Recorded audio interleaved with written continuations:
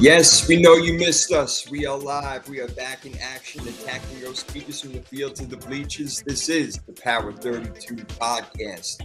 And here is my man, my main man, my dog, my homeboy, David Dale, Mr. Primetime 313, back after a couple of weeks. So good to see you, man. Can't wait to get back into the show with you, bro.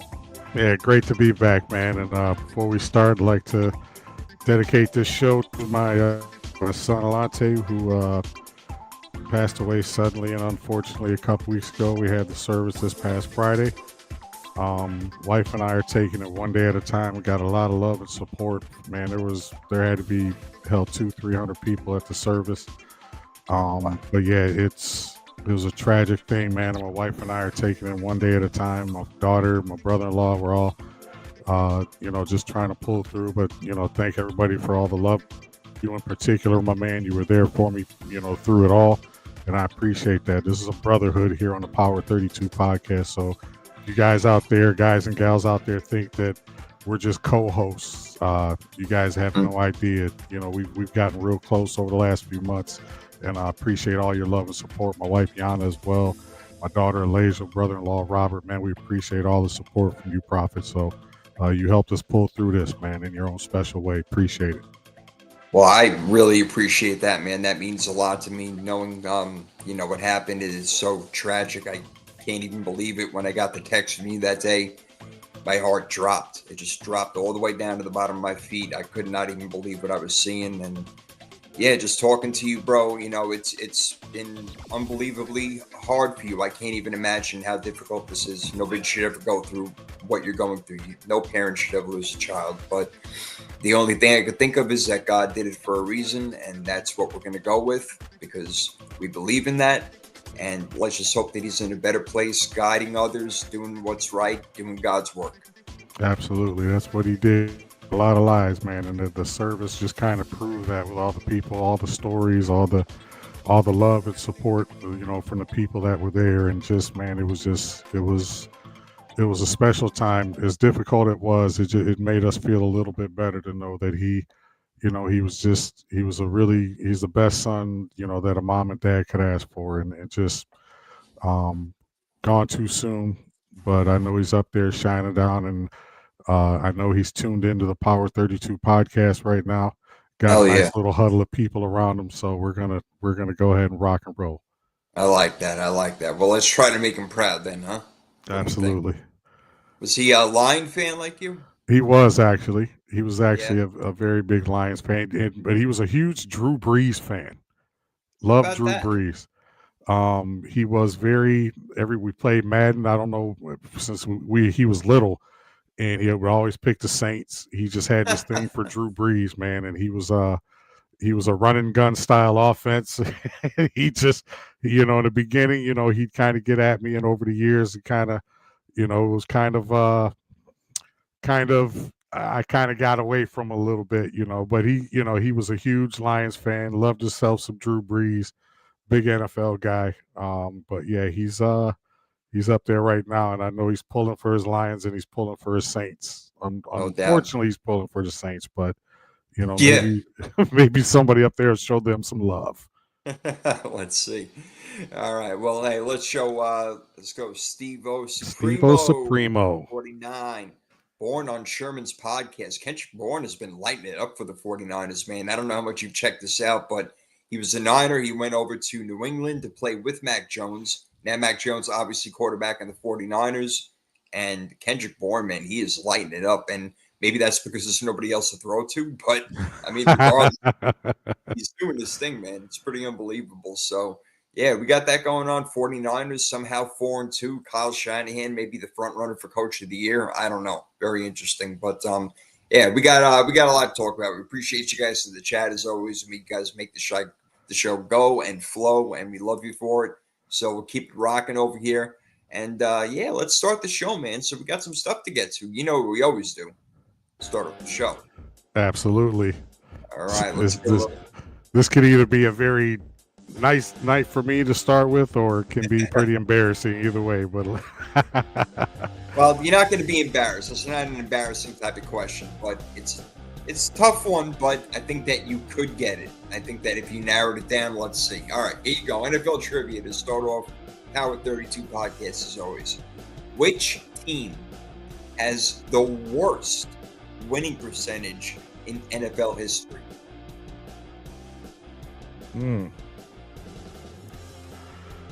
Well, if this were 10 years ago, the choice would probably be pretty obvious.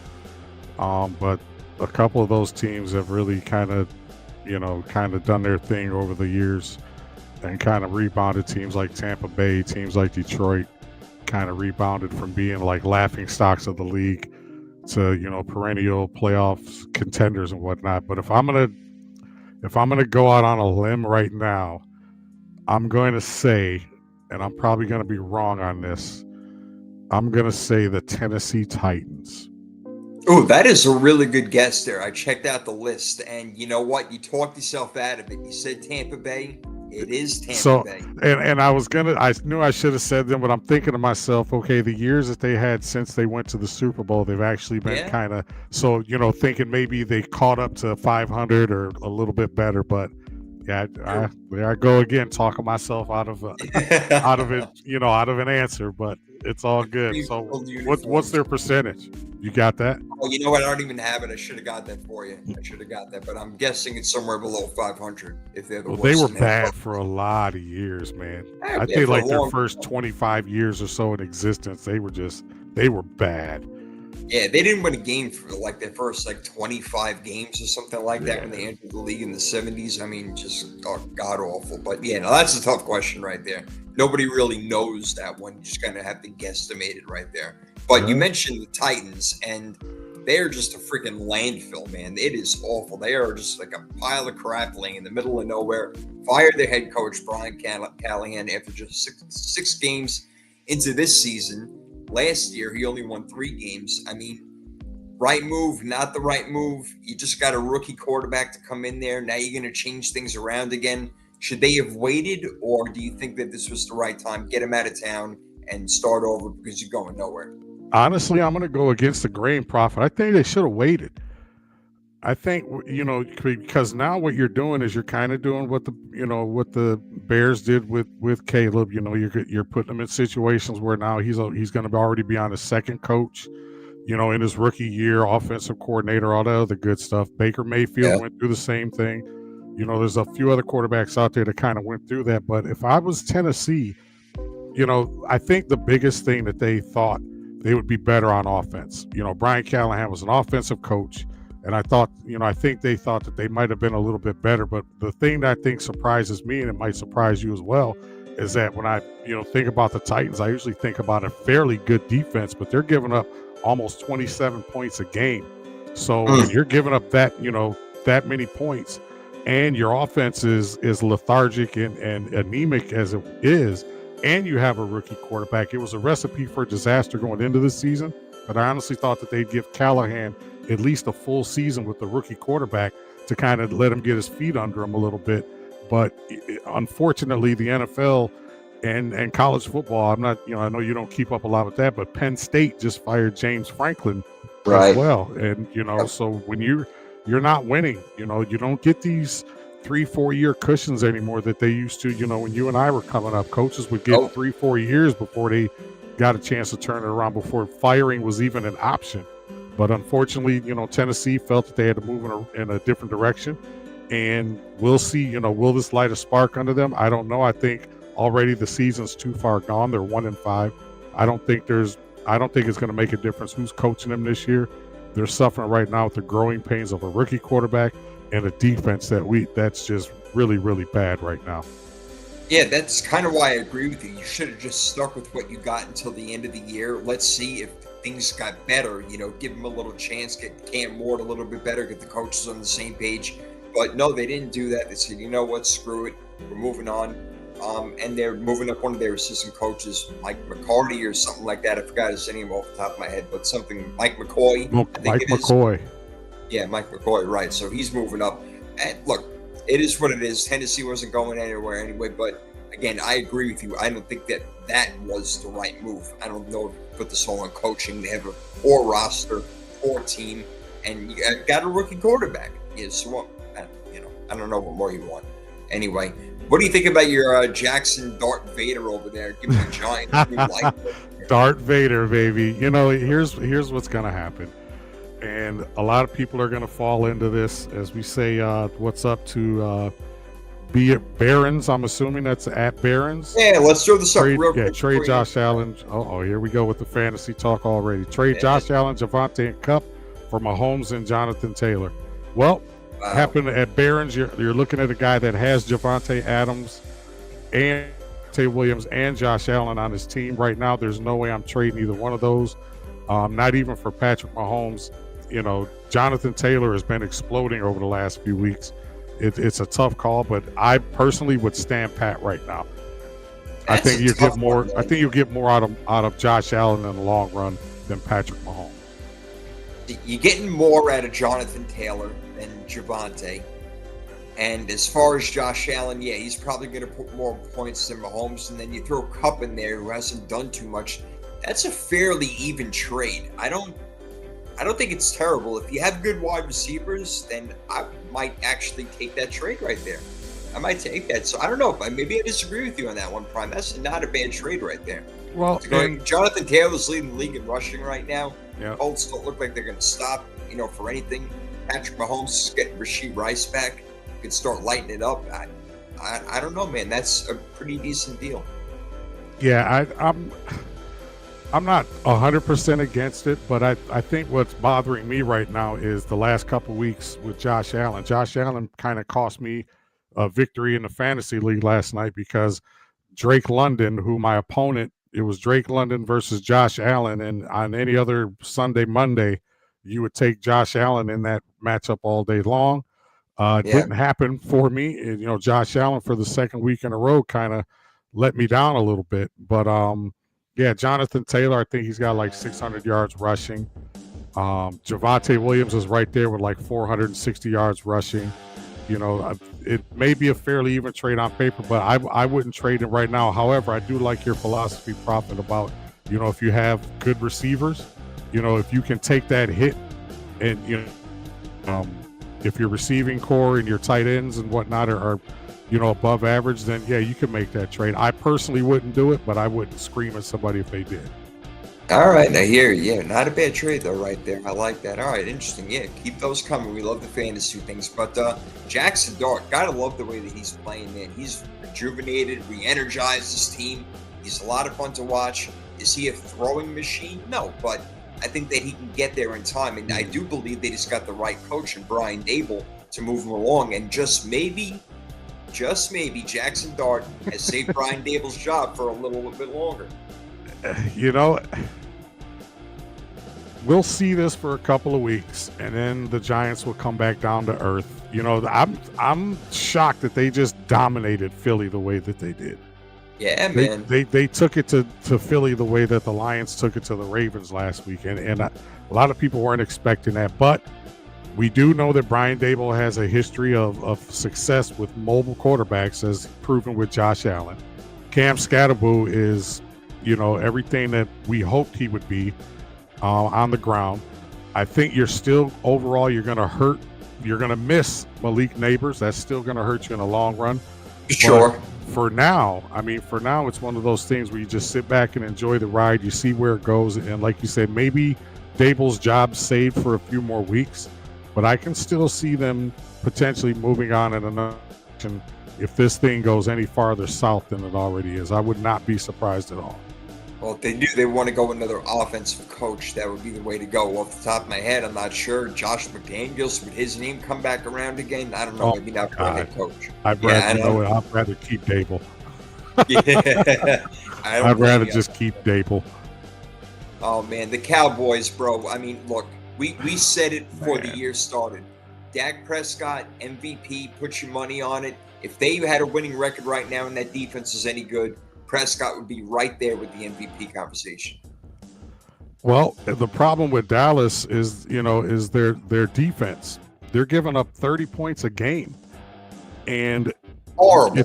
It's hard to beat a team 31-30 every week. Even Right. with Dak Prescott playing at the level that he's playing, you're giving up 142 yards on the ground, per game, and that's not conducive of a championship team. Is Nope. when your defense is that bad. Usually you're bad against the pass or you're bad against the run. But Dallas has given up like 270 yards against passing and 142 yards on the ground. You equate that to 30 points a game, and yes, Dak is playing at a MVP level. You and I called that at the beginning of the season, but their defense are they? I'm going to ask you this, and I'm going to ask the chat this: are they missing Micah Parsons that much? Does Micah Parsons make that much of a difference on that defense? Yeah, I think it's obvious. Yeah, I mean, look what he's doing for Green Bay. I mean, he's making everybody around that team better, and that's what he did in Dallas. Did they have a great defense when he was there? No, but they definitely had a much better defense, and he does make that much of a difference. So, yes, when you trade away one of the best defensive players in the game, it's going to affect your defense, no doubt about it. And guys like Trayvon Diggs, we all thought that he was going to be some stud cornerback. He's really not. They're a little bit of a weaker team. And Dallas, with that defense, they're not going to go anywhere. It's going to be a big problem. What are they, 2-3-1 or something like that? Their record is right now. Yeah, garbage. That tie, total garbage. We won't even get into that right now. But yeah. Somebody who's talked themselves or thrown themselves and played themselves in the MVP conversation is Patrick Mahomes. Chiefs are back, man. Mahomes, 11 touchdowns, only 2 picks. He's playing great ball right now. So are the Tampa Bay Buccaneers. You got another one for MVP. Baker, 12 touchdowns, 1 interception.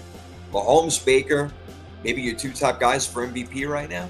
Well, here's my concern about the Bucs is that a lot like Dallas, they're missing Ibuka now. They're missing Godwin. Yep. They're missing Evans. Bucky Irving is questionable. And this is something that a lot of people aren't touching on is that their defense isn't that great either.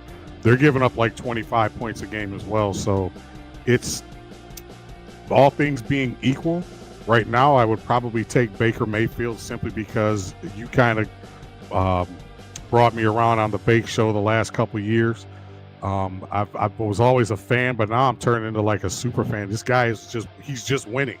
In spite of everything that I just mentioned, they're still winning football games.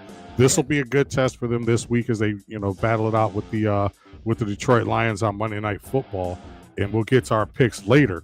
But if all things being equal, I would give the slight nod right now to Baker Mayfield for quarter season, mid-season, whatever, MVP.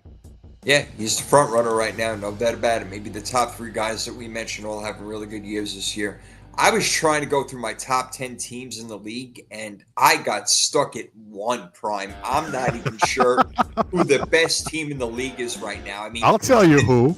I'll tell you who. Fill me in on this. It's that guy down there, crack the whip, baby. It's Indiana Jones. It's the Indianapolis Colts right now. Absolutely, unequivocally the best team in the National Football League right now. Their running back is on fire. Their tight end is on fire. Daniel Jones is playing absolutely out of his mind right now. And their defense, though they're not the greatest defense in the league right now, they're still top half. They're giving up less than 20 points a game. So with the way that offense has been clicking and the way that their defense has been playing, my pick right now, 6 games into the season, crack the whip, baby. The Temple of Doom is the Indianapolis Colts and Indiana Jones. I mean, I can't even believe I'm saying that out loud. You got to give it to them, man. Look, their only loss came on almost like a free play to Tutu Atwell, an 88-yard touchdown against the Rams. Yeah, otherwise, they were winning that game, man. It was, you got to give it to the Colts, man. I was thinking about them, and then the Bills, they lost a couple in a row. I thought about the Bucs. I'm like, we got really good offense, but now they're banged up. The Lions were in there, but, they looked a little shaky. The Eagles are looking shaky. The Packers are looking shaky. The Chargers are looking shaky. What the hell? The Steelers look pretty good right now, but yeah, man, there's a lot of teams out there that I don't even know a freaking order to put these teams in. I have no idea. So, and you know what? I think that's a good thing. I like parity. I like that we have that parity in the NFL right now. Well, here, let's ask a question. What's more shocking right now, the Steelers being 4-2 or the Baltimore Ravens being 1-5?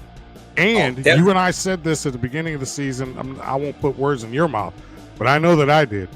And I was joking about the fact that what if Baltimore went to 1-3? Would Harbaugh be on the hot seat? Now here they sit 1-5, no Lamar Jackson. Your defense is playing. I think they're giving up like 32 points a game. This is the most un-Baltimore-like team that I've seen in my lifetime, and I'm sure you as well, because we're kind of around the same age. I got you by like a year. They're not. Would you call them a couple weeks ago, Balta-less?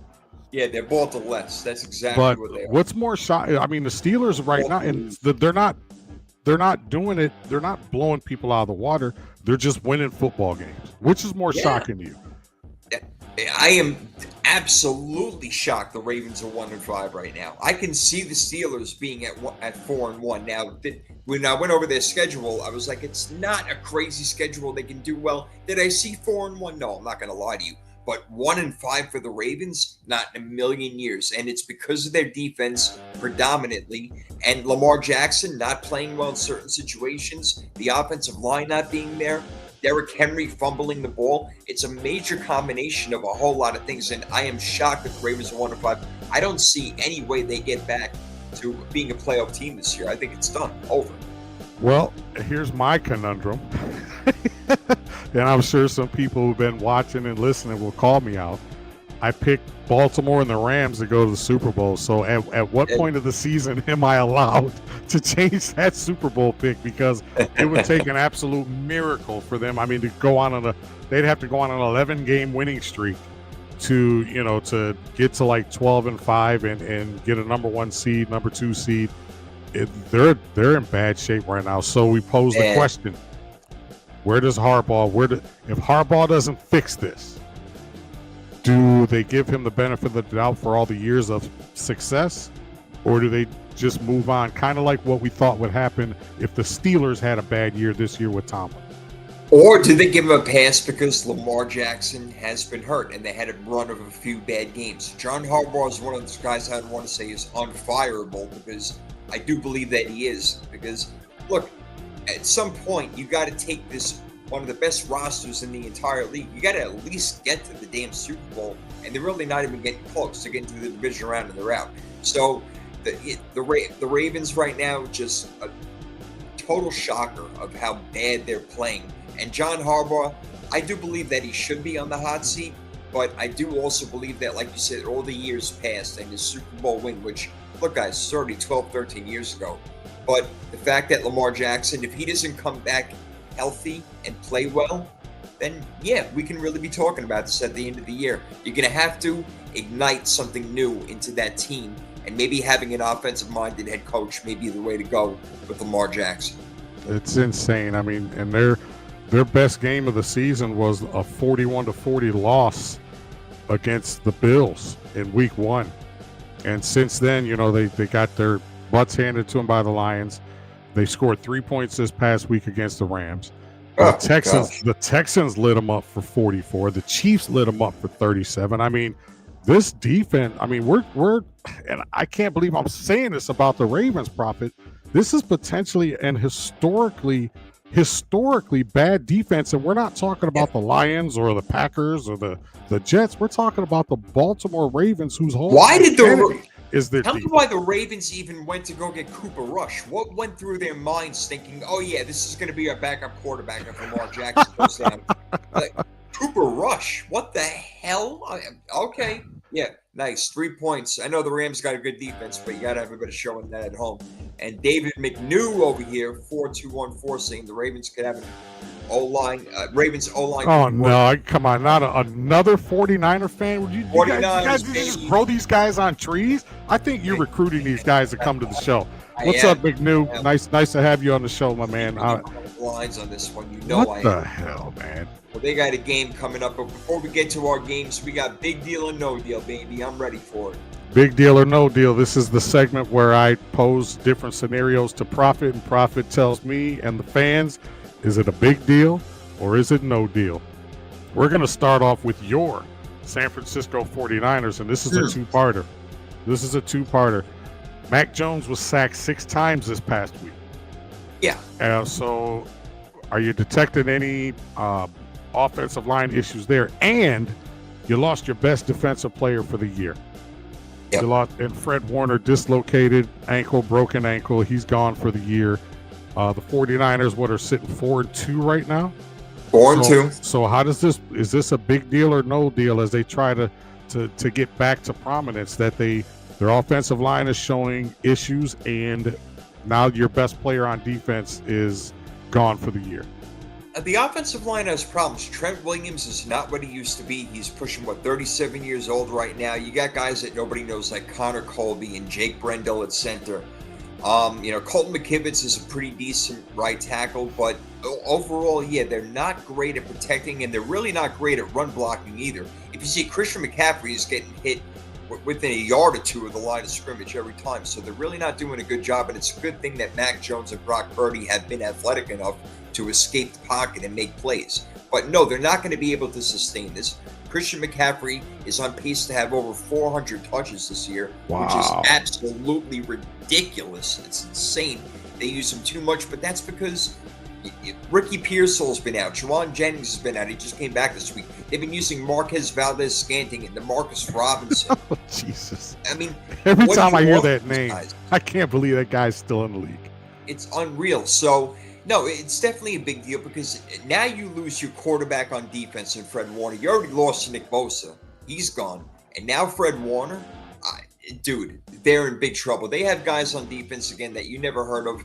Their rookie Mikael Williams is finally playing because they have no freaking choice. Bryce Huff, maybe, but like guys like Marquise Siegel and Luke Gifford and Renardo Green. I mean, some of these guys are actually pretty decent players, but nobody's ever heard of them before. It's the who's who of who's that. That's crazy, man. So look at this. David bringing this up. It equates only $164 million worth of injured players for the 49ers. That's insane. That's insane. David McNider changing his handle over there. I saw. I kind of figured, but I didn't know for sure, so I didn't want to put myself out there. I figured it had to be him. So, as we go to question number 2 here, the New York Jets are 0-6. Oh my God! They have looked absolutely abysmal this season, and I was trying to warn people about them. I know there were some people that were a little bit high on them. I didn't think 0-6 at this point. I thought they'd at least have a couple of victories. Is this a big deal or no deal that they're 0-6 and that Aaron Glenn, they're already having private conversations? We've heard some rumblings about some players kind of second guessing the way that he's doing things. Is this a big deal or no deal that the Jets are 0-6? Or was this to be expected when you have a new coach, new regime, new quarterback, et cetera, et cetera? I got to tell you, with the Jets, I'm going to say it's not a big deal, to be honest with you. And here's why. I think that Aaron Glenn still needs time to adapt his team and maybe get the right quarterback. It's probably not going to be Justin Fields next year. They're going to have a very high draft pick, and some good quarterbacks are supposedly coming out this year. Dante Moore. The team just wasn't built to be one. Nobody had the Jets going to the playoffs and making noise this year. I was the only one who thought the Jets actually had a half a chance of going to the playoffs this year and being a decent team. But they're not. So it's not as big a deal in the first year, but if this continues all year long, I mean, if they don't pick up a win until the 13th or 14th week, then they got to take a really good look at Aaron Glenn and say, what's going on here? Are you connecting with your players? That maybe they have a player meeting, bring your captains in there to talk with your coach and something like that, and figure out what's going on if there is actually a problem in-house. And David McNider, you're right. It's Jets stands for JETS, just end the season. I've always liked that.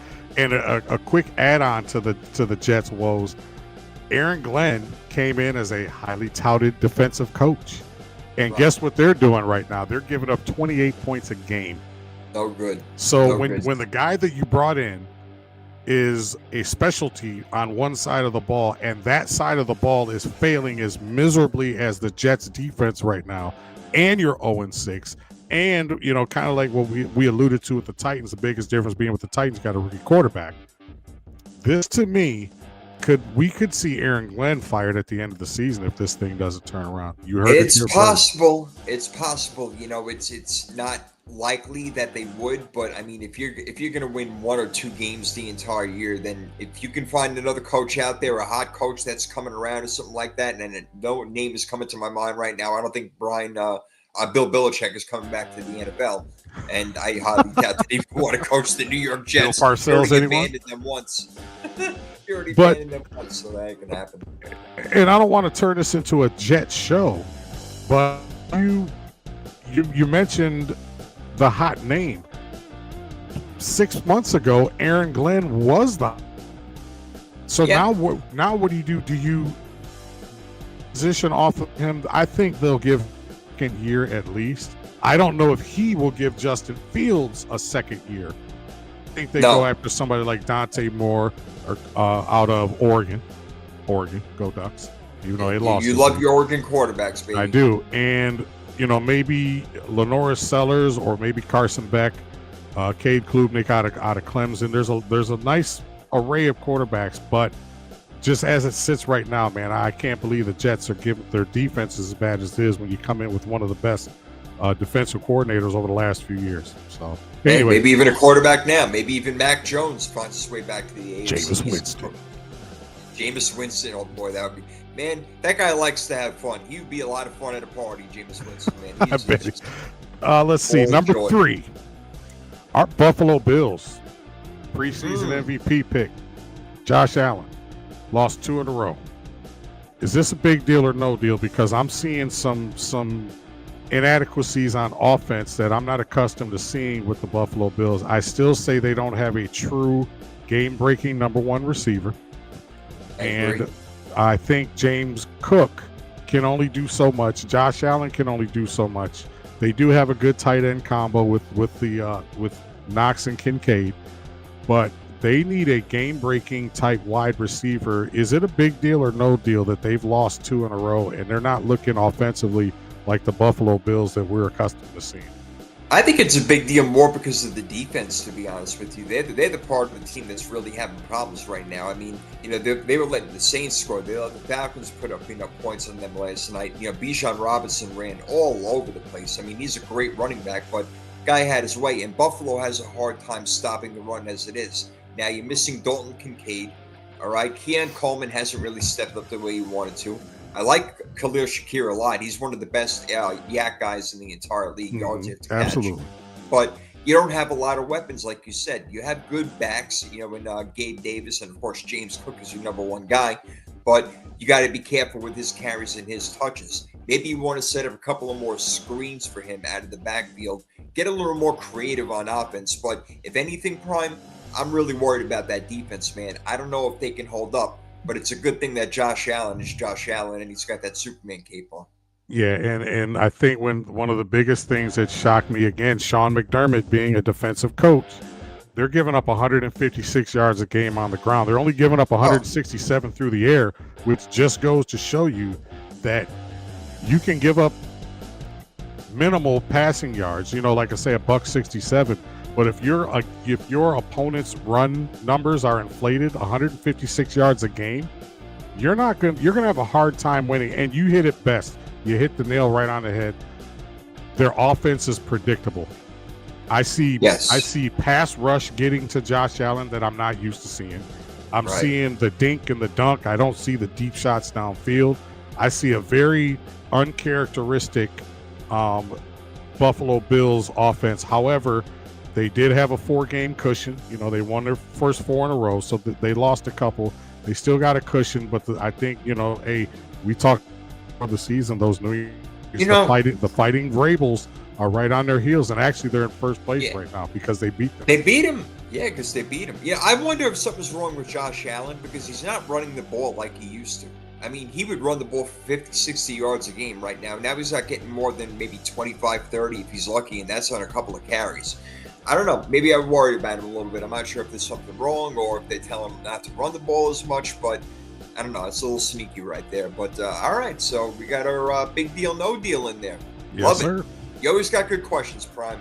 You always bring them up, man. I try. Great stuff. Great stuff.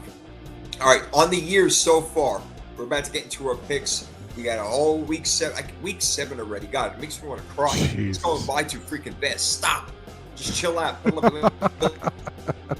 All right. So, in our picks challenge, you're up 2-1. In our Freaky Fantasy Football Draft, I'm up 2-1. So let's see what happens if we get ties or somebody splits away. What's going to go on? Ready to go. Week 7 picks. All right. The Ravens and the Bills, they both have byes this year, so the Baltimore lose. Not Baltimore. They won't be defeated this week, so they don't have to worry about losing a game. Baltimore. Unbelievable. But we do have a Thursday night game. We talked about those Pittsburgh Steelers in the AFC and AFC North, at 4-1 against the Bengals, who brought in freaking Joe Flacco. Unbelievable. I feel like the Steelers have been playing against Joe Flacco for the last 30 years. When he was on the Ravens. Oh my God. It's unbelievable how long he's been there. That is insane. I'm I used to be not a semi fan of Joe Flacco, but it's okay, dude. Enough is enough. I understand you the paychecks are coming Jeez. in. I get it and everything, but geez, you played the Packers twice, and you're this year, and you're not even in the same division.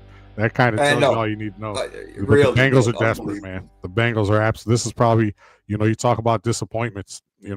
As Joe Burrow goes down, it's a wrap. Kind of, but all things, put a little bit of perspective on this. This is the same thing that would happen to the Lions if Jared Goff ever went down. This is exactly what would happen to. That's why I think they try so hard to protect Jared Goff, because this is exactly if Jared Goff went down for the Lions. Well, you see, that's why Detroit is a good team now and have been for the past few years and could be a Super Bowl team. They built their team from the inside out. They went offensive line, defensive line, and then they took care of everything else around it. And they've been hitting on players like Amon-Ra St. Brown and Jahmyr Gibbs, obviously, doing a great job, no question. But anyway, as far as this ball game, it is in Cincinnati on Thursday night. All right, so the Steelers, to me, they're the better team. Cincinnati having a hard time scoring. Joe Flacco could look when you do have T. Higgins and Jamar Chase. Good things can happen, all right? They do have a decent running game, so I'm not going to completely rule them out as getting smashed, especially not by Pittsburgh because they don't have a great offense to begin with. But I do like the Steelers to win this game on the road. It should be really close. I'm thinking something more like a real close game, like a 19-16 game. But I'm going with the Pittsburgh, but I'm kind of hesitant to do that, to be honest with you. And I agree that I see this being like a 26 field goal type game where you'll probably get one touchdown, and then the rest are all field goals. And you talk Pittsburgh's offense. They're like 23 points a game, oddly enough, but it just doesn't seem like it. They're not running the ball in typical Pittsburgh fashion. They're about 100. Aaron Rodgers is averaging less than 200 yards. They're only getting like 85, 86, 84 on the ground. There's a very DK Metcalf has been a godsend for this team, though. He has been really and if it wasn't for him, they probably wouldn't be in the situation they're in. But yeah, give me that game. The site I'm looking at is Pittsburgh -5.5. I don't know. I'm kind of like you. I'm like a 20-17. I like the 19-16 just because it's odd. Yeah, I don't see Pittsburgh winning this game by 6 points. Yeah, Pittsburgh, this is a tough one, man. I'll go with the win, but as far as the points, I'm kind of with you, man. I think Cincinnati might cover that one. That's a game that I'll be looking forward to on Thursday night. All right, then we're going to go to London for an early game on Sunday. I love it. I know the people on the West Coast hate it because it's way too early in the morning for them, but I don't give a damn. All right. I don't know what the Rams were doing last week against the Ravens. They were up 17-3, and it was 4th and 3. They hadn't come close to getting it. Why not kick a field goal and go up 3 scores? They went for it. They missed it. I don't really understand that sort of shit. Sean McVay is smarter than that. I think he'll come along. They got Jacksonville, who basically London is their second hometown. So Jacksonville playing pretty good football. LA Rams, they could be up and down a little bit. I don't know. This game could go either way. Who do you like? I got the spread on that one is the Rams -3. Of course, the Rams are now the Super Bowl pick. So I think right now, the Rams have kind of hit that weird part of the season where they're making mistakes, but they're still winning football. And that this stuff will iron itself out as the season goes on. But for all intents and purposes, give me the Rams winning this one. I got something like 24-10, 24-13, something like that. So I definitely look for the Rams to cover. I think without Puka Nacua, that offense looks a lot different, and I don't think that he's going to play this weekend. So that could be a really tough call right there. If you want to change your pick based on that, by all means, go ahead. But they do. They got plenty. Even if they don't win by 2 touchdowns, like I just predicted, I still think they'll win and cover. That's a 3-point spread. Right. I think. You still got Tutu, you still got Higbee, you still got Devontae, you still got Kyron Williams, and you still got the great one, Mr. Matthew Stafford. Plus your boy's defense. Oh my God, Byron Young. What's his name? On not your boy Curse, but Young. What's the other guy's name? Colby Young. Yeah, he's got like 7 sacks or something like that. They got some talented guy. You called that out last year, though. You called that out last year. Yeah, give me the Rams. What about you? I'm gonna take Jacksonville on this one. I think this is a tough matchup. I think it's a tough matchup for the Rams right now. I really think that not having Puka Nacua over there is going to be a big deal. McNaughton mentioned Verse. Yeah, I said Jared Verse Rookie of the Year last year. I was all over that one. I can't believe I actually hit. Nobody knew who the fuck he was. But anyway, I'm going to disagree. I'm going to go Jacksonville on this one. I'm going to go Jackson on this one. This one should be a good game. I'm looking forward to watching it. Nice early treat on a Sunday morning. All right, next game, New Orleans. Let's see if they can come back. They play Chicago. Chicago's now been on a roll. They won a few games in a row now. They're at home. The Saints are marching toward the number 1 pick, not really toward any sort of victory over here. Who do you like in this game, in the games in Chicago? I will never, ever, ever, ever, ever pick the New Orleans Saints to win any game for the rest of my life, and hopefully I got 40 more years left on this planet. So there's no way. This is Chicago's given 5.5 on this one. I think they win and cover. And actually, I was going to initially make this one of my locks, but there's 3 other ones that I got that I feel a little bit better about because the Saints can reach up and grab you. Every now and then, my dad used to say even the sun shines on a dog's ass once in a while. That's right. That's right. But give me, for all intents and purposes of this game, give me the Chicago Bears. I look for them to cover, but that's not a lock. That's not a lock. The sun has shined on Spencer Rattler's ass a little bit this season. I mean, he's playing pretty decent ball. He doesn't look that awful, but Alvin Kamara older. I mean, they're probably going to be trading off Chris Olave and Rashid Shaheed. These guys are going to be gone probably in a few weeks. But I'm with Chicago, too. I actually probably think they will cover this game. Their defense is playing better. They're on a roll. They're feeling confident. Caleb Williams isn't worried about painting his nails as much as he is throwing touchdowns. So Chicago looking good over there. All right, I'm with you. I like the Bears on that one. Next game, oh, God, what a stinker. Miami and Cleveland. If you like the number 0, you're going to love this game, man, because there's not going to be much action going on. Cleveland, really good defense. Miami can't score as it is. Can Cleveland put up some points with Dylan Gabriel against Miami? Yeah, they probably can, but you know what, even bigger? I think this is a Quinshon Judkins game. Quinshon Judkins is going to have a big game. I like them feeding him the ball. Jerome Ford will get his touches as well, but I think they'll run, set up play-action passing. Dylan Gabriel has showed that he can throw the ball in this league. I think Cleveland is a better overall team than Miami. Give me Cleveland at home. And I kind of agree with you, and I'm glad you were so high on Judkins because I'm probably going to start him this week in one of my flex positions. Now, good start. All things being considered, right now I think Cleveland's giving up like 260 yards a game. However, there's always a however with me, they're giving up 24 points a game. So for as good as their defense looks against the run and the pass, they're still giving up a lot of points, and they're not scoring a lot of points.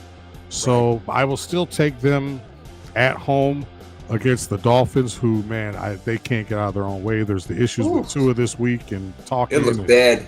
And Mike McDaniels, McDonald's, whatever, comes out and you talk about deer in the headlights. He's like the epitome of deer in the headlights right now. So give me the Browns. Give me like a 17-3, 17-7 type game. If they hit the over on this one, I'll have a heart attack. Oh, God, that will not happen yet. This is going to be an extremely low-scoring game. Tua is not going to look good, man. He's going to look like a deer in headlights in this game. And Mike McDaniel may not have much to talk about after this one. He may get fired after this game. Like you heard it here first. If they lose to Cleveland, Mike McDaniel gets fired. It's going to happen. Wow. All right. So There you I go. predict he'll get fired after the next game because I think Cleveland will win. So there you go. There's the prophet speaking to you, my friend. I know these things. And they're All right, giving up next up. 29 points a game too. Yeah. So Oh. technically, you'd be like, wow, this would be, high scoring. Miami gives up a lot of points and Cleveland gets up a lot of points, but the fact is, you want them score and it's bad. Anyway. Yeah, it's bad. It is bad. Very bad. All right. The Raiders are pretty bad. They played the Titans, so they got basically a bye and a win right there. I mean, the Titans suck. We'll talk about them later. Like I said, they're a damn landfill. But when in Vegas, the Chiefs put all their money on red, baby. So Kansas City, they are hot right now. They are playing good football. This is not a good time for Vegas to run into Kansas City, my friend. I'm not even, and we didn't even talk about the game last night. The Lions game. I'm sorry, was that Sunday night? We didn't even talk about that game. And you know what? Quite frankly, I don't want to. Not overly pissed off because the Lions went in there. You lose to a Kansas City team in Arrowhead, which a lot of teams lose in Arrowhead. So I'm not gonna get into all that. However, they did beat them there a couple of years ago in the game one. Opener. Yeah. But hold on one second. Get my trusty ink pen off the floor. This game, I picked Kansas City to win, but this is a double-digit spread. So they're telling me that now Vegas believes that Kansas City is going to go on this unbelievable run. Kansas City, don't get fooled by the fact that they beat the Lions by 13 points. The Lions made a couple of questionable decisions in that game on fourth down. The penalty right off the bat on the first drive. I'm on Ross St. Brown dropping passes. What is that? That tells you everything you need to know.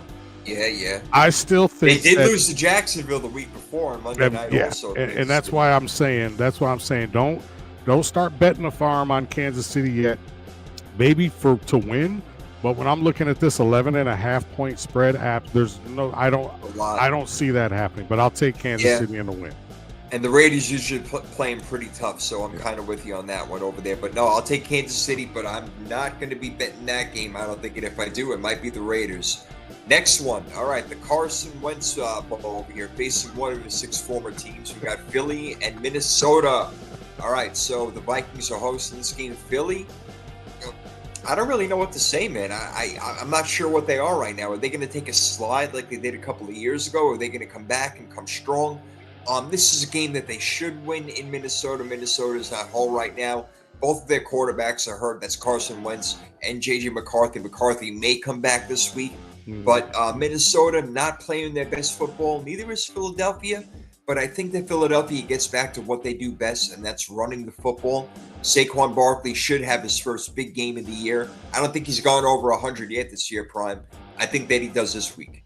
Well, and it's funny you mention that because when I look at Philly's defense or Philly's offense, they are, it's not, there's Saquon. Jalen Hurts threw for like 280 yards last week. So everybody's saying, well, they need to throw the ball. They need to push the ball downfield. Well, they do, and it still results in a loss for them. Right. I'm going to take the what I'm looking at right now is a 2.5 point spread. Philly giving up 2.5. That's going to be one of my locks of the week. So Philly minus 2.5 versus Minnesota. I see them winning that game, 24-20, 24-17, something like that. Who's going to be I don't even know who the quarterback's going to be for the Vikings this week. Exactly. That's a problem right there. This guy, man, I'm not even sure what his name is. It's escaping my mind right now, but I don't know. Maybe it's Christian Ponder or something like that. Oh, my God. There's a reset. Where's Gino Toretta when you need him? All right, so Philly's going to be one of your locks. I did forget to mention Kansas City is one of my locks. So we both got one lock in, one lock down, ready to keep it going. Carolina. Are they you locking them against the spread, or you locking them? No, I'm just locking them to win the game. Yeah, straight up to win the game. Yep. Spread is too much. I wait until Sunday to figure all that out. It's too much for me to handle on Tuesday. Moves around too much. But we got Carolina and the Jets. If the Jets lose to Carolina, they should just forfeit the whole season, like McNamara said before. Just end the season. I mean, this is a big joke right now. But Carolina playing some pretty good football. So, Prime, with Carolina putting up points right now, Ted McMillan getting and Rico Dowdle playing out of his mind. Man. Hubbard out. I mean, how about all this stuff over here? I mean, They're playing pretty good football, but their defense is not playing well. But lucky for them, the Jets can't score that much. So what do you think? I'm going to take, I'm going to go with Carolina on this one. I can't, I don't see a universe where the Jets win more than 3 games, and I don't think this is one of them. I think Carolina is a team that they're not going to make any noise when it comes to the playoffs or anything like that, but I think that they're going to, at least this game here, this is going to be a confidence builder for them. Like you say, they've been playing well. We'll get more Ted McMillan later on in the show. Tease there. But yeah, give me Carolina. That's 1.5. But even I'm going to go straight up. With the Carolina Panthers on this one. Plus, I'm a big fan of their uniforms. As we take a side note real quick, Bo Singleton D1Y. I'm assuming that's DIY. Jaylen Warren for Zay Flowers in a full PPR. Here's my thing with that. I need to get Zay Flowers out of my starting lineup because he hasn't done anything for me, especially with Lamar Jackson being gone. So yeah. Jaylen Warren for Zay Flowers right now, you know what? I might do that. That's interesting because, they like giving the ball to Kenneth Gainwell. They got their, Caleb Johnson. He doesn't really touch the ball as much. Zay Flowers. Didn't somebody ask this a couple weeks ago? Not this exact one, but there was something kind of mixed up with the Zay Flowers one in there. This one, if you have Jaylen Warren, he's not going to get you more than 10 fantasy points in a game. Zay Flowers could, and he's got that potential. I think Zay Flowers has more upside than Jaylen Warren does. Jaylen Warren is barely a starter, to be honest with you. I think Kenneth Gainwell takes a lot away from him. So I don't know. I would if you can make that trade, I would go Zay Flowers, full PPR also. Yeah. But you disagree. You disagree, Brian. I don't, and I'm speaking from the heart because he hasn't performed for me, the last few weeks the way that he did the first couple weeks of the season. Considering how bad the Baltimore offense has been the last few weeks, I'll probably end up sticking with him because right now as I look at the receivers in our league, I really don't have a lot to choose from. You'll have that guy that'll have that flash in the pan week every now and then, but consistently for the whole season, I'm probably not going to give up on him just yet, Bo. So, but yeah, if you can get Flowers, absolutely. That I think I read that backwards. But yeah, if you can get Flowers for Warren, I'd do that. Yeah, do that, man. Go get him, bro. If you can do that, get him. All right, you're going back to the game. You like Carolina. I know this is crazy, but don't do it, Prophet. Don't do it. Don't do it. I think Justin Fields is going to have a really good game. I don't know why. I think he's going to run the ball all over the place. Carolina, they're not that good of a team. They really aren't. I know that they're, 3-3 right now, and they're getting better. They're playing well, but the Jets' defense really did show up. Maybe if they played this game in London, it'd be good for the Jets because that's where the defense actually showed about 13 points against the Broncos. But damn, something tells me the Jets are going to win this game, and it's going to be like a freaking party. Aaron Glenn's going to go nuts. He's going to love life. He's going to cry and be like, I got the monkey off my back. I'm good to freaking go. I don't know, man. I'm probably wrong. So I should go with you. You're smarter than me. You're better. So they're going to do the Steve Young metaphorically get the monkey off my back when he finally won the Super Bowl. They're going to pop champagne with the ski goggles in the locker room after they win. That's absolutely insane. That's funny. I like that. You know he's getting messed up after that game. You know it. All right. We talked about Tennessee enough already. Jeez, they're hosting New England. Mike Vrabel talked to Dan Campbell this week. Probably going to bite some kneecaps off in this game. This is a revenge one. He's going back to Tennessee where he did really well for a while. He even got a number 1 seed with Ryan Tannehill of all players as his quarterback. Oh my God. New England playing really good football, man. You got to like what Drake May is doing. Speaking of MVP candidates, he may be sneaking in that top 5 right now. He's playing really good football. He's got no names playing really good football. They're running the ball well. The defense is playing good. Buy into Mike what Vrabel is doing. And Tennessee is a complete and total shit show. We tried to tell people at the beginning of the season about the Patriots. And some people listened. Some people didn't. Some people didn't care either way. They're 4-2 right now. They're atop the division.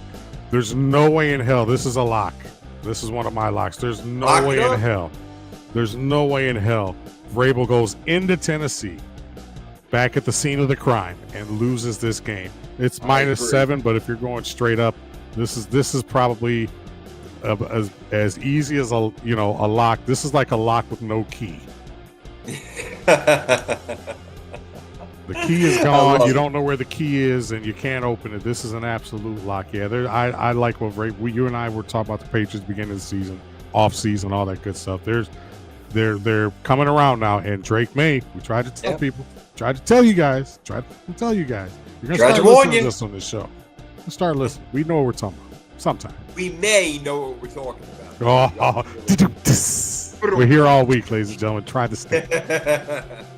That happens to be one of my locks as well. That's my second lock. I'm with you on that one. New England should take care of business. Ooh. They are a good football team this year. Make no mistake about it. They have their quarterback of the future. They are looking good. They're going to be a team to reckon with for a little while now. All right, the New York Giants. We're hoping. I know you're hoping they're going to be a team to reckon with for a while. They go play the Denver Broncos, who just are not putting it all together on offense this year. I don't know. If the Giants can get home rushing 4, I think they got a chance in this game, and they do have a good front 4. If they can apply pressure to Bo Nix, they do have a chance. But gosh, Denver is a well-rounded team. You got to think they're going to want to bounce back after what happened last weekend. It's not like the Giants are lighting the world on fire. Yeah, they scored 34 points against Philadelphia, and that was really impressive. Nobody saw that coming. This is a little bit different. I think that Denver's defense is really going to hone in on what Jackson Dart does well. They're not going to let him out of the pocket too much. They're going to try to keep him in the pocket and make him beat them that way. I'm not sure if they can do that. Cam Scatterboo's going to have to come through. But, brother, I don't know, man. I like Denver in this game. I don't think it's going to be a blowout. I'm thinking a close game, something along the lines of maybe 23-17, 23-18, something weird like that. But give me Denver. Yeah, I'm going to take Denver in this one as well. My whole thing is Denver is one of the 3 teams in the league right now that are giving up less than 20 points a game. New York, yardage-wise, is one of the top 5 defenses in the league. Brian Burns is just absolutely killing them right now. Second in the league with 8 sacks. Their front 4 is playing pretty well. I've still got questions about their secondary. They'll end up coming around. If their secondary can play better over the next few weeks, then you can probably get them, maybe a couple more wins here and there but they give up a lot of yards pass. They're giving up like 130, give or take a couple yards on the ground this year. So the run defense has been great, but their pass rush has been getting home. But Denver, man, that defense, and like you say, everything you said about, Sean Payton's going to scheme up very well for Jackson Dart. They're going to limit the stuff that he can do mobily. And Scatterbo, he'll have a game like he had last week, and then he'll have a regular rookie running back game where he's got like 12 carries for 17 yards and maybe a touchdown, but it's not going to be enough. Give me the Denver Broncos in that one.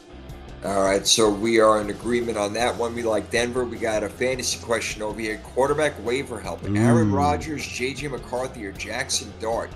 I rule out McCarthy immediately. Yeah. Maybe Dart because he's going to get you some numbers on the ground, and it's not like Pittsburgh is lighting it up on offense this year. Rodgers, he's throwing some touchdown passes now.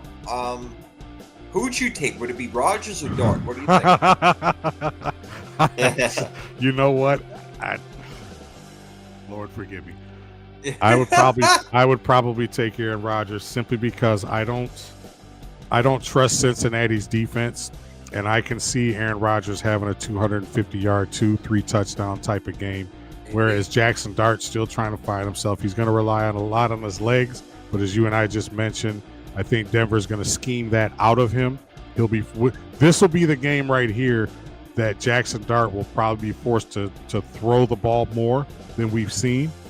But I can't believe I'm saying this. I would actually take Aaron Rodgers over, amongst those 3. He's hurt. Dart's going to be up and down, up and down. Give me Aaron Rodgers simply because he's playing a bad Cincinnati defense. Now, if that's for just this week, I'm assuming. Long term, I'd probably still go with Aaron Rodgers. I'm not 100%. I want to see more from Jackson Dart in the passing game before we start christening him the next Jeff Hostetler. I agree, but he does find his way. He does, right, Jeff Hostetler. He does find his way into the end zone, though. He does. He's got to go to the end zone, man. So it's between both of them, but not J.J. McCarthy. But good question right there. I like it. All right, so we both had Denver in that last game. Let's go Indy and the Los Angeles Chargers. Oh, wow. Juicy. Right? juicy game, man. We talked about Indy maybe being the best team in football. Chargers probably a top 10 team, but oh man, they struggled with Miami last week. They did pull it out, so you got to give them credit for that. But do the Chargers have enough energy to deal with the Colts, bro? I don't know, man. This is a tough game. The game is in LA, but Indy has looked really good on the road this year. They were already in LA playing in that stadium, and like I mentioned before, lost on a late 2-2 Atwell 88-yard touchdown pass from Matthew Stafford. Tough game right here. Indy and LA, Chargers. What do you got? I mean, we talked about this a few weeks ago when I asked a question. I forgot who they were playing, but, if the Colts win this particular game, can we consider them the best team in the league? This is another game right here. If they win this game, I'm already on the bandwagon. I'm already saying that they're not a fluke. Plus, I have two of their guys on my fantasy league. Right. I'm already saying they're not a fluke. If they beat the Chargers in LA and go to 6-1, this is stuff that we haven't seen from the Colts since the days of Peyton Manning. Absolutely. I'm not comparing Daniel Jones to Peyton Manning. I'm talking about record-wise and team-wise. The Colts got something special going on right now. And having said all of that, I think they come back down to earth a little bit. I think the Fighting Harbaughs get it together. I think they go ahead and win. The spread's only 1.5, so basically this is a toss-up game. Give me the Chargers at home, the Fighting Harbaughs. I think this is the time where they need to start going on the streak because they need to keep the pressure on Kansas City to keep winning more games. And right now, they like you say, they're up and down. But give me the Chargers in this one, man. I'm going to take Indy on the road. You know how much I love the Chargers, and I liked them a little bit more when they had their two, tackles in there, and Joe Alt and Rashawn Slater, but things are a little different now. Look, Indy has shown that they are just tough, and they can score almost at will. Jonathan Taylor leading the league in rushing. Daniel Jones has been revitalized over there. Michael Pittman, he didn't have a big game last week, but they won. They ended up beating Arizona. You see, they can win in any way. They can win in low-scoring games, high-scoring games, but they do what needs to be done. I think Indy can beat the Chargers. I think right now they are a better team. Talk to me in a month who's the better team, but right now I like Indy, so I'm going to take them on the road, my friend. So who was this guy, Kamani Vidal, who had 124 yards for the Chargers? I mean, so Noah Marion Hampton, Najee Harris, and then Jim Harbaugh pulls one out of the hat. The guy had, almost 7 yards a carry. I want to pick Indy, and I believe in Indy, but you and I both picked the Chargers to win that division.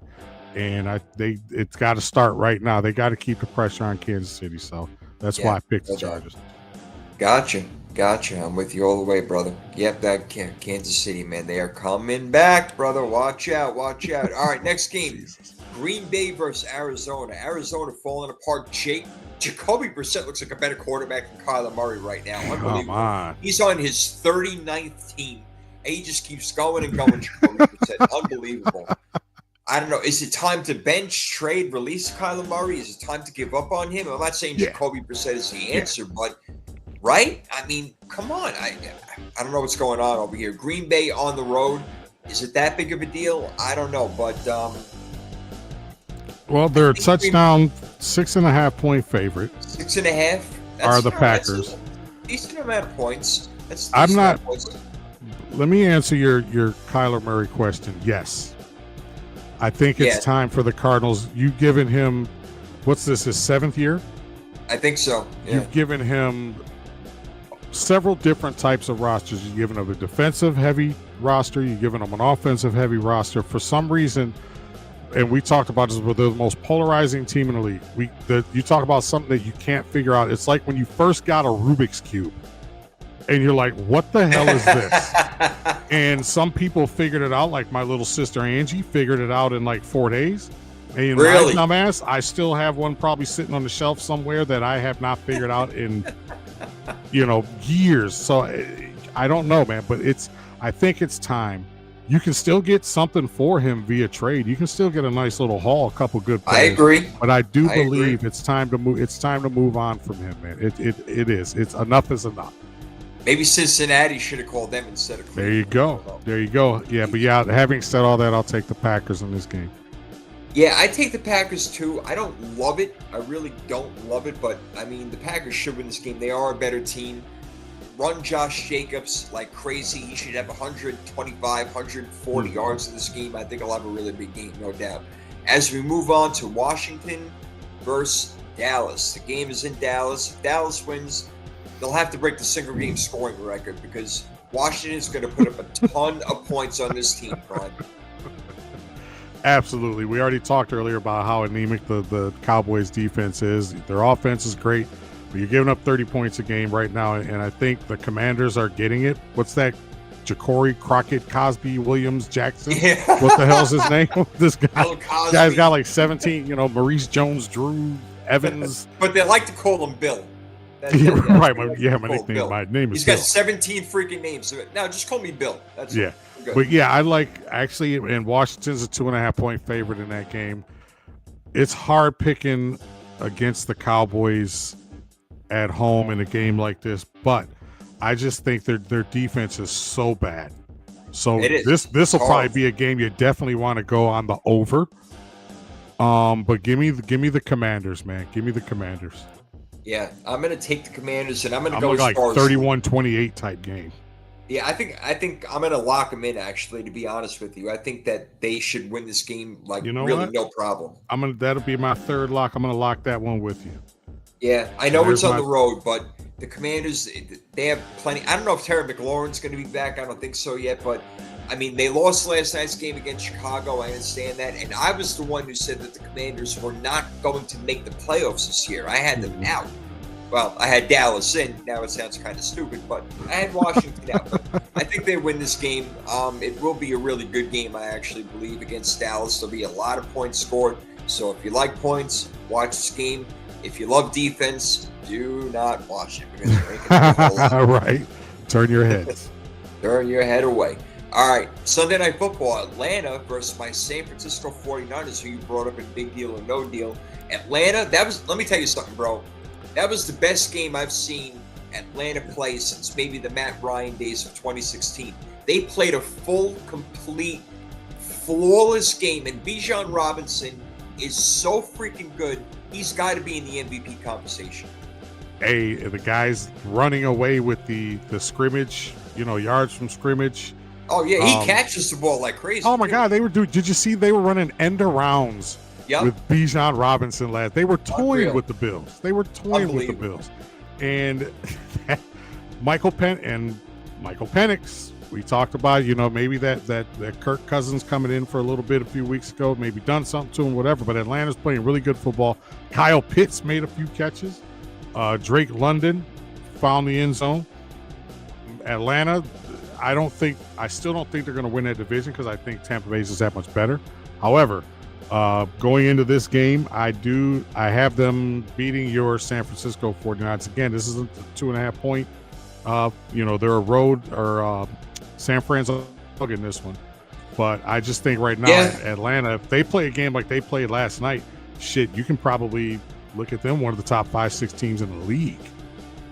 Maybe so, man, because that was really impressive what they did last night. It really was. And them going on the road to San Francisco is going to be a tougher task. They're not going to have that home field advantage, even though there were a lot of Bills fans in the stadium last night. Oh, my God. You thought it was Buffalo the way that the cheers were going last night. Yeah, there were a lot of Bills fans there, so if the 49ers commit to the run, they have a chance in this game, but I think Bijan is just too much, and Drake London is, again, another one, turning into an absolute stud in this league, Drake London. So I have to go with Atlanta. They've got more talent.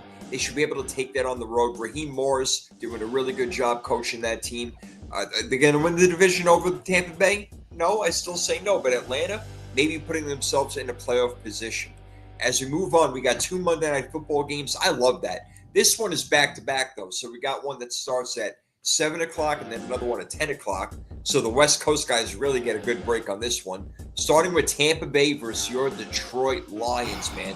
The Bucs have wide receivers on the back of milk cartons right now. They are just, what is happening? Mike Evans, hamstring. Emeka Egbuka out. Chris Godwin's been out for the past 4 years. It's just unbelievable. But hey, they called me this week, and I gave him your number. I I gave him your number. I said, call Prophet. He can probably go out there and catch. The way Baker Mayfield's throwing the ball, shit, anybody can catch. He is unbelievable, man. He's doing a great job. But they got a tough task against the Detroit Lion team. He was pissed off about what happened last week. They need a big win this week. Yeah, I agree. It's a 4.5-point game right now. That line's definitely going to move before we get to the weekend. It's going to go down. Down. It's actually going to go down. And it could, depending on if they get any of those three receivers that you just mentioned, if they get any of those guys back, that'll kind of determine how much that line goes down. But straight up right now, I got to go with the Fighting Dan Campbells. They just simply don't lose 2 in a row. They don't do it. I think that I don't. It's a very low number in the Dan Campbell regime. How many times this team has lost 2 games in a row, especially in this last 3-4 year run that they've been on. So, and the Lions are at home. So, yeah, that crowd's going to be hyped.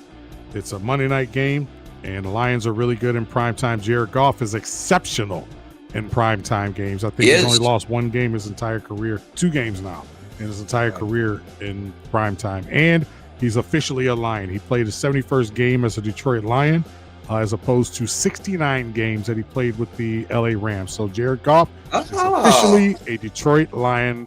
And but yeah, give me the Lions in that game, despite everything we said about the great Baker Mayfield. Yeah, the great Baker Mayfield, man. He's going to have one of those MVP performances to win this game. It's going to be tough in Detroit. A lot of crowd noise, no doubt about it.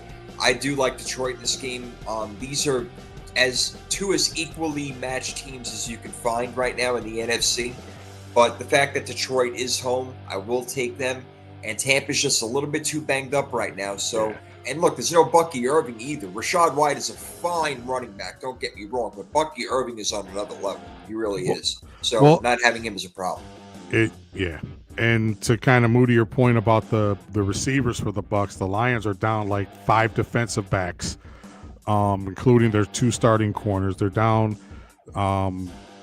DJ Reed, Terry Arnold, Meek Robinson, and then Brian Branch is probably going to get suspended for this week for his little slap to the face for Juju. So that's gonna hurt. So the Lions, for all intents and purposes, are down 5-6 defensive backs this week. So now you're like, okay, well, who's got the better everything else? And right now you still got St. Brown, Laporta, you still got Aiden Hutchinson, who, by the way, I picked earlier to be comeback player of the year and defensive player of the year. Right now he's got 6 sacks. So he's well on his way to at least one of those awards. But yeah, give me the Lions in that one. Be careful with the spread though. Yeah. Watch out for that spread. You never know. Yeah, it's going to probably go down a little bit, but I do like Detroit in that game. Monday Night Football, early game Monday Night Football, and then we got Houston at Seattle. The Seahawks playing your boy.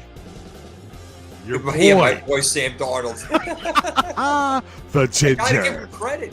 He's had over 100 quarterback rating in like 5 straight games or something like that. The guy's playing really good football. I don't know how this is happening, but there are resurrection projects all over the NFL with quarterbacks. We're seeing it. He's one of them.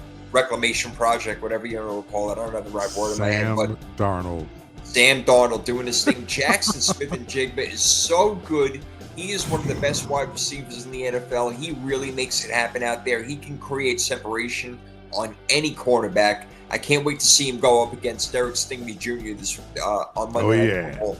Oh, that's going to be so nice. That's a tasty matchup right there.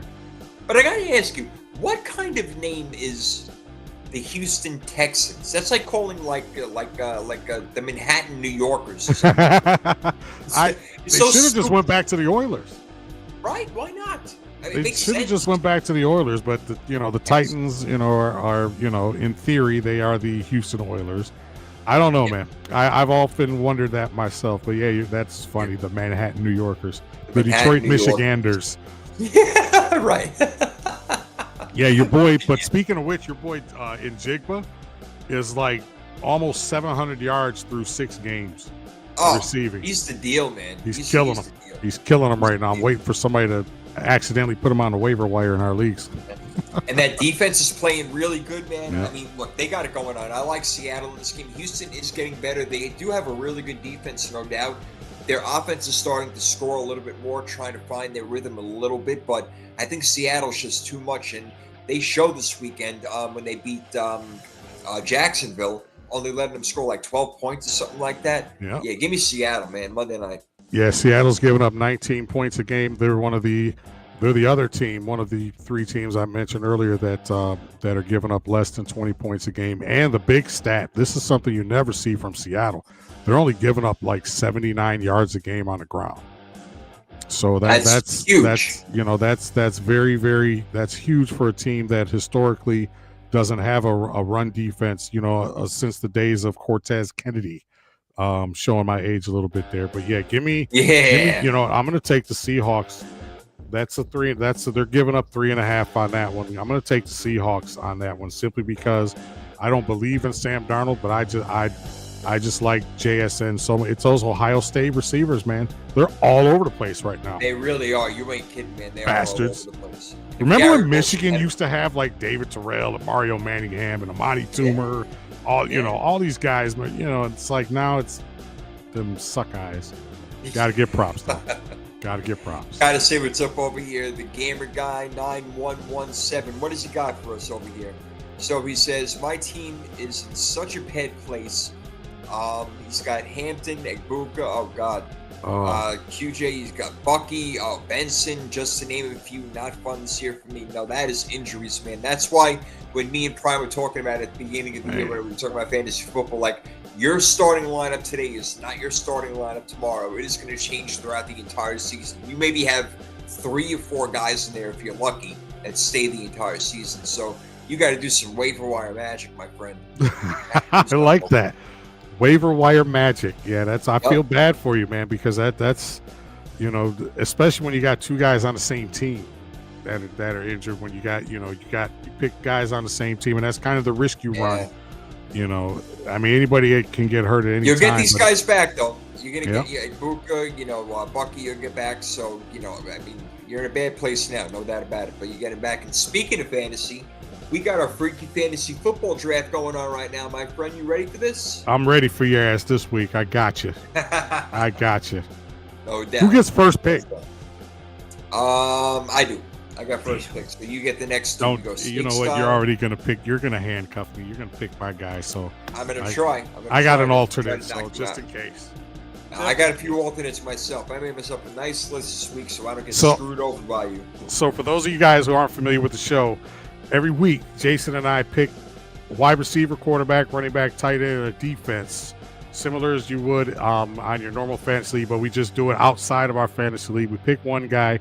We cannot pick the same guy. So once you pick a guy, you cannot pick that guy for the rest of the year. However, I can pick a guy that Jason recently picked, the Prophet recently picked, and he can pick a guy that I recently picked. So, right. And right now he's up 2-1 on me, but I think I got him this week unless he takes my pick. All right, tough guy. We'll see what you got over here. Hey, how you doing? All right. So, what am I going to do first? That's a tough matchup right there. Let me see. Who do I want to pick for my first one right now? Don't do it. Then you get 2 after that. I will take the. You know what? It's weird. I'm going to go defense first. I'm going to take. Wow. I'm going to take the Chiefs defense against the Raiders. Yep, that's a little unorthodox right there, but I'm going to take I'm going to take my defense first, which means you get your next 2 picks. You know what? We're brothers. I'm going to do the same thing. Oh no, I can't because nope, I can't. Did I already pick Denver's defense? I can tell you right now. Actually, hold on. I think I did. I'm keeping a record of it because there's no way I can remember all this stuff. Hold on. I think I did. Did you pick Denver's defense? Hold on, I gotta get to the bottom of it. No, you did not pick Denver's defense. Okay, I'm gonna take Denver's defense this week against Darth Vader and company. Not a bad idea. Smart move right there. Going against your own team. You see, you show them the objectiveness. I have to. That's what we do on this show. We're not homers. All right, now we got QB, wide receiver, running back, tight end. You got one more pick before it comes around to me. Wide receiver, I've been chomping at the bit for this one. It's a guy that we just talked about. It's Mr. Jackson Smith-Njigba. All right. So you're going to take him going up against Derek Stingley Jr. They move him around a lot. I'm going to do it. So I like that. All right. So JSN in Denver. I have the Chiefs defense. Let's move on to my quarterback. I think we're going to go with Caleb Williams. This is a good week to pick. Wow. New Orleans. Yep. I'm going to go with Caleb. They've been showing up on offense. They're playing New Orleans. They're in Chicago. The game's at home. I'm going to take Caleb Williams as my quarterback this week. Hey, look, we got 17. I'm checking to make sure there's nothing in my water that I didn't hear you correctly. What the hell did you just say? Yep, I'm doing it. Wow, but you're gonna see why. Oh Lord! And right, so you're going. So you're going Caleb Williams. Go Caleb Williams. Yep, I think he's gonna have a big game against New Orleans, and I can now pick wide receiver, running back, tight end. Who do I want? I will take. Give me. Let's see here. You know what? I will take against the Atlanta Falcons defense, which I think can be run on. Give me Christian McCaffrey. Oh, I'm surprised. Homer. Got to take him while he's healthy, man. Exactly. You got to get him in the first 8 games, 9 games, because you never know if he's going to finish the season. All right. So so now you get 2 picks. So give me for my running back. I need him to have a big game because I need a victory this week. So I'm going to go with that guy that plays for that team in Indianapolis. What's his name? Mr. Jonathan Taylor. I'm pulling out the stops this one. I'm going with league leaders this week because I need a victory. Jonathan Taylor against the Chargers defense. All right, yeah. Taylor leading the league in rushing. It ain't no joke. I'm going to go out on a limb here, and I'm going to regret this. This is probably going to negate everything that I just did. I'm going to go for my tight end. That's my last pick, right? Yeah, my tight end. No, you still got your quarterback, but that's coming around. Oh, no. Oh, I do. Oh, okay. Yeah. So, all right, for my quarterback, give me the redheaded guy that throws to my wide receiver. I'm going to double up. I'm going to go with that ginger guy. I'm going to go with Sam Darnold. Ooh, you go with my boy Darnold over here? Yes, sir. All right, how about that? All right. It was between him and ASN. The Big Show. Gotta wait till Monday Night Football to find out what happens there. All right, I like it. I dig it. Okay. I got 2 picks now. I got wide receiver and tight end. Let's go with wide receiver. Wan'Dale Robinson. Yeah, right. How about DK Metcalf against the Bengals? Wait, no, hold on. Did I pick him yet? I got to check that. Hold on. I got to see if I picked him. I think I did. I don't think you have. No, you did. You're right. Yes, yeah, you did. I did not, though. So, yeah, so you're going DK. So you got DK, Caleb, CMC, and the Chiefs defense. Now, who's your tight end? Now we need a tight end, and I think that we're going to go with Tucker Kraft against the Arizona Cardinals. I'll take Tucker Kraft from the Bengals. You know what? Just to make this interesting, and it fell right in my lap that it worked out this way. I'm going with your opponent. I'm going with Trey McBride. Oh, damn. Okay. I'm going with Trey McBride. I need a win, man. I need a win. I can't go 1-3. I can't do it. Yourself a pretty good freaking team over here. You got Darnold, JSN, Jonathan Taylor, Trey McBride, and Denver's defense against the Giants, who can make mistakes. I got Caleb Williams. Maybe I'm rolling the dice a little bit with that. DK Metcalf, Christian McCaffrey, Tucker Kraft, and the Kansas City Chiefs. Who is going to win this week? Will you tie it up, or will I pull away 3-1? What's going to happen? 2-2, baby. Let's do this. He's feeling it. My man is feeling it right now. Absolutely. You certainly are, bro. Oh, man. Another one in the books, another great show. And you guys in the chat, we appreciate it. We had some newcomers today, of course. Absolutely. We had, welcome. The Gamer guy was in there. I can't say that.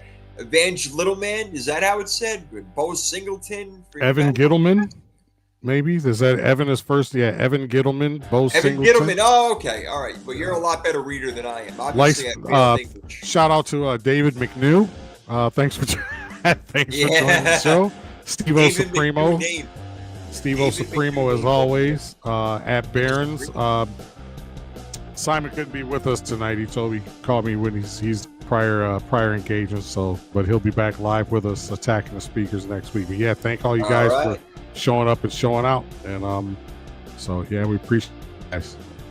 We appreciate it every week, man. It's another one in the books. We will be back next Tuesday to talk about Week 7 and the upcoming Week 8. Of course, fantasy questions and answers and all that fun in our Freaky Fantasy Draft. Always alive, always coming. And when I do the NFL trivia, go right ahead. Put your answers in the chat. Go for it right there. Doesn't mean that Prime is going to take your answers, but we'll see who knows what they're talking about. All right. So we get all that good stuff coming back for you next week, guys. Prime, it was a pleasure as always, my friend. Absolutely, man. Can't wait again next week, attacking your speakers from the field to the bleachers. Oh, you know it. The Hour of Power, Power 32 podcast, usually an hour and a half, actually. So, hey, thanks for sticking with us, guys. We appreciate it. We love you all. We're out of here. Peace. Tell your friends. Peace. Tell your friends about me.